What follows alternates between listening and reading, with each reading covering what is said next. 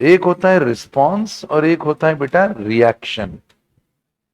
एक रेस्टोरेंट में बहुत सारी महिलाएं बैठी हुई थी, किटी पार्टी चल रही थी।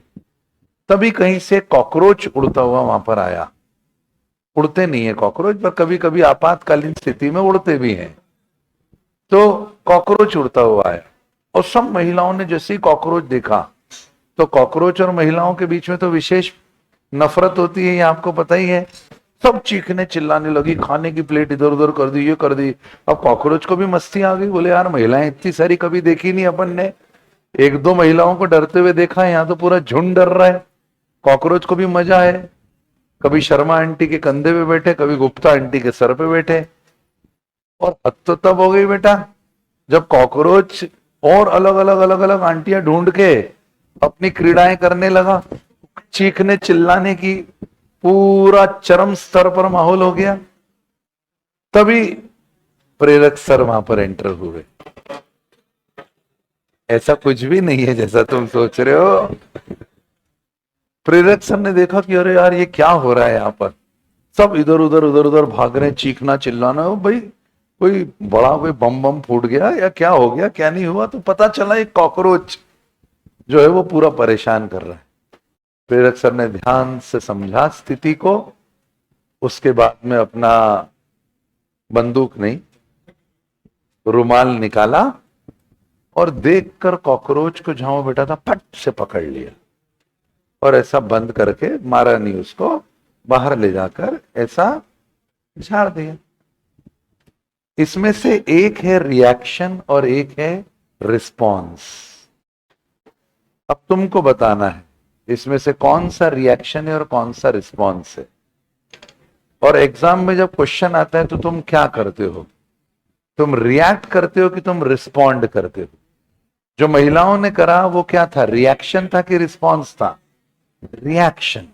रिएक्शन का मतलब होता है जैसे ही एक्शन हुआ तुरंत उसका काउंटर एक्शन कर दो, रिएक्ट। किसी ने कुछ बोला गंदी बात तो अपन पलट के गंदी बात और उससे ज्यादा कर दो। किसी ने कुछ खराब बोला अपन उससे और खराब कर दो। ये होता है रिएक्शन।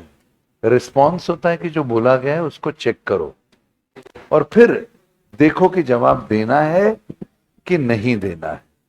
इज इंपॉर्टेंट है बेटा। तो जो महिलाओं ने करा वो क्या था, रिएक्शन, कॉकरोच को देखकर। और प्रेरक सर ने जो रुमाल से पकड़ा कॉकरोच को ध्यान से कि वो मरे भी नहीं और अपनी हरकतें भी बंद कर दे, वो क्या था, रिस्पॉन्स। तो एग्जाम में जब क्वेश्चन आएगा तो तुम रिएक्ट नहीं करोगे, तुम सिर्फ क्वेश्चन को समझोगे और रिस्पॉन्ड करोगे। जब रिस्पॉन्ड करोगे तो जवाब जरूर मिल जाएगा, है ना।